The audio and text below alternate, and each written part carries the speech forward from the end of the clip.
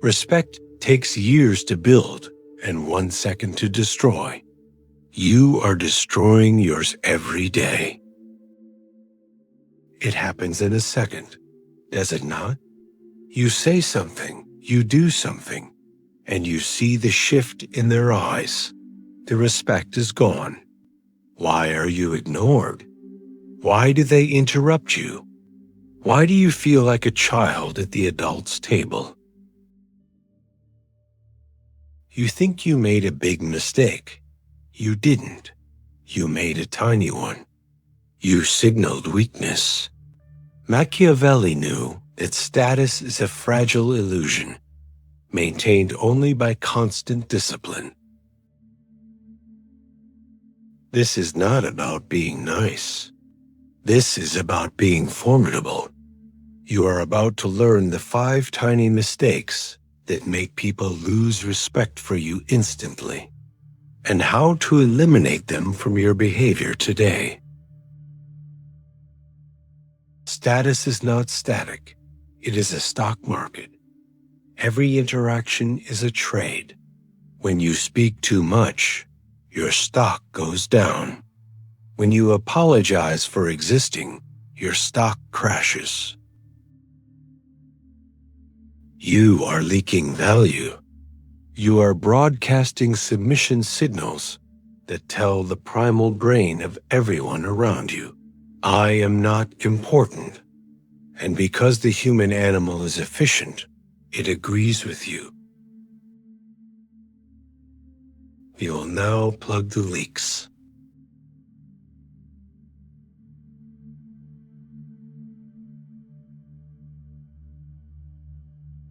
The first mistake is your constant presence.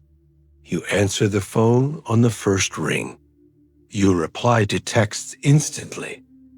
You always say yes to a meeting. You think this makes you reliable. It makes you cheap. Scarcity creates value. Abundance creates boredom. If you are always available, it means your time has no other demands.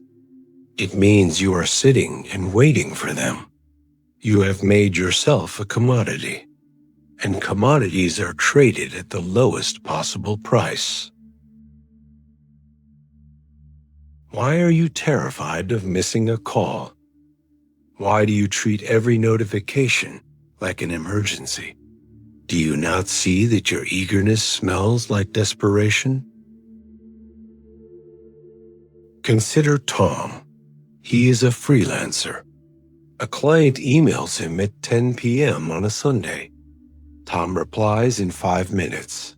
Sure, I can do that. He thinks he is providing great service.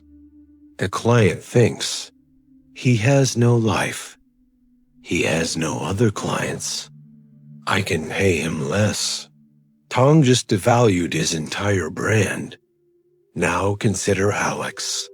He gets the same email. He replies on Monday morning at 10 a.m. I received your request. I can fit this into my schedule on Thursday. The client respects Alex. They wait. They pay full price. Alex controlled the access. Tom gave it away. If you are always accessible, your time has no weight. And what has no weight earns no respect. Men are so simple that he who deceives will always find someone who will let himself be deceived. Niccolo Machiavelli.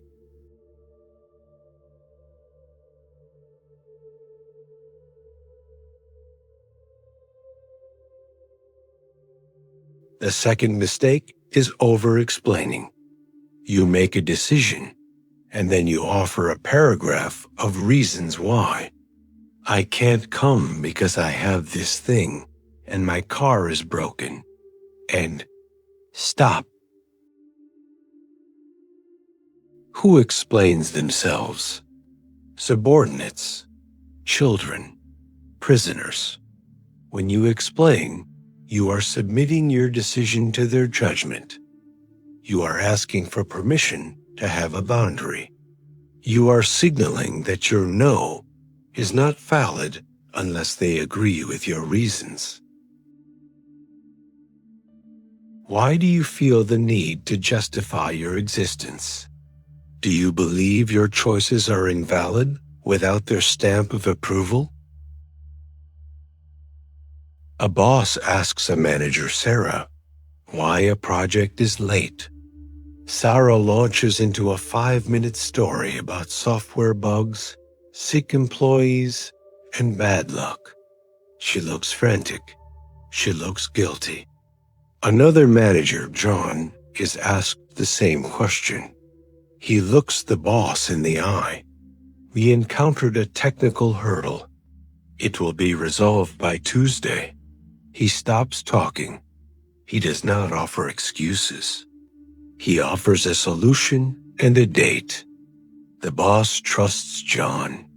He worries about Sarah. Pausa 3 seconds. The more you explain a decision, the less authority it carries. Power speaks in periods, not paragraphs. You have stopped being cheap.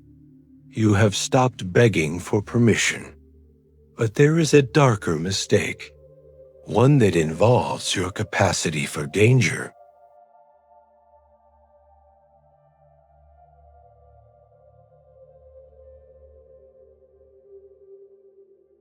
The third mistake is your perpetual calmness.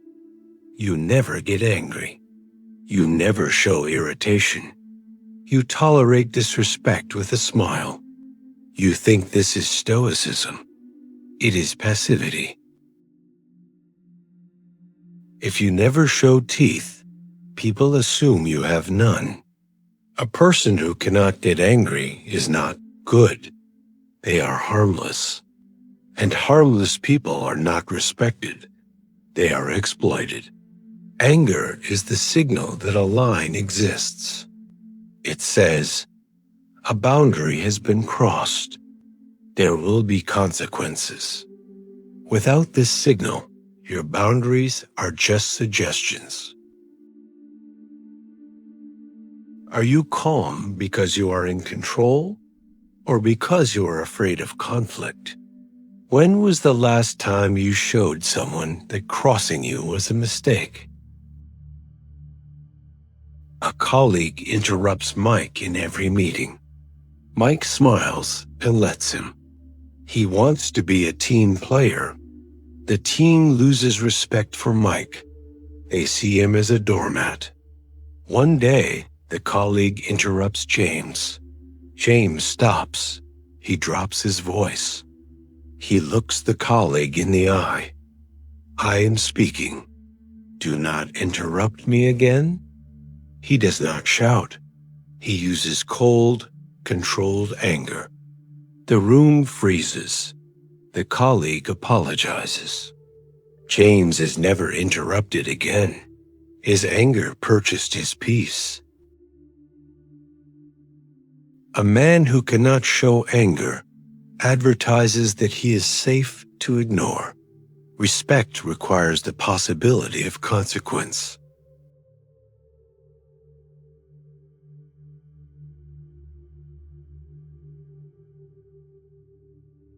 The fourth mistake is the question mark.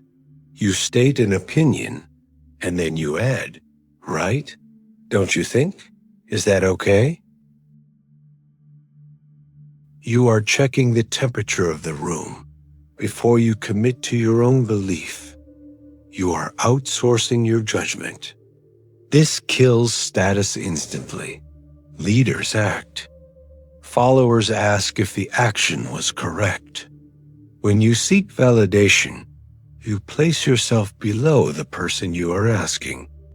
You make them the judge and yourself the defendant. Why is your own conviction not enough for you? Why do you need them to sign off on your reality? A designer presents a logo. I think this blue is good, right? Or maybe the red. What do you guys like? The client loses confidence. They start micromanaging. A master designer presents the logo. This blue conveys trust and authority. It is the correct choice for the brand. He states it as a fact. The client nods. They trust him because he trusts himself. The moment you ask for validation, you place yourself below the answer. Respect flows downward, never upward.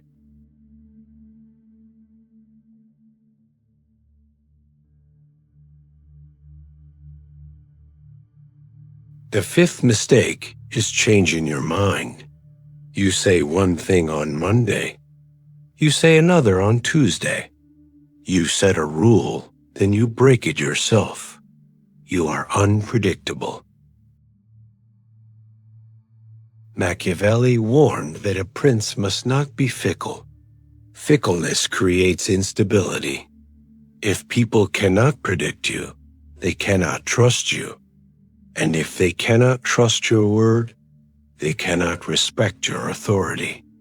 A respected person is a force of nature, consistent, solid, unmovable. When you change with the wind, you are a leaf. Do your words have weight, or are they just noise? Can people plan their lives around your promises? A parent tells their child, "No screens until homework is done." The child whines. The parent gives in.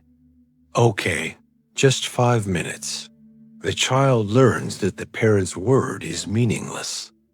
The parent has lost authority. A respected leader sets a strategy. The teen complains. The leader listens, but holds the course. This is the direction. The teen grumbles, but they follow. They know the leader is a rock, not a leaf. Inconsistency turns authority into noise. What changes with pressure is not leadership. It is necessary for a prince to have his foundations well laid, otherwise he must of necessity go to ruin. Niccolo Machiavelli. You thought respect was about being a good person.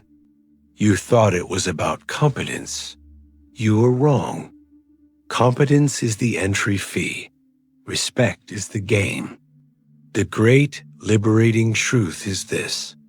People do not respect what you do. They respect how you hold yourself while you do it. They respect the signals you send about your own value. The world is full of people begging for attention. They are noisy. They are frantic. They are ignored. You are done with that. Silence is not calm. It is withheld response. And people feel it. Stop asking for respect. Start commanding it. You thought respect was given. It isn't. It is inferred from what you tolerate, what you explain, and what you allow to move you. Stop leaking value, or accept being invisible.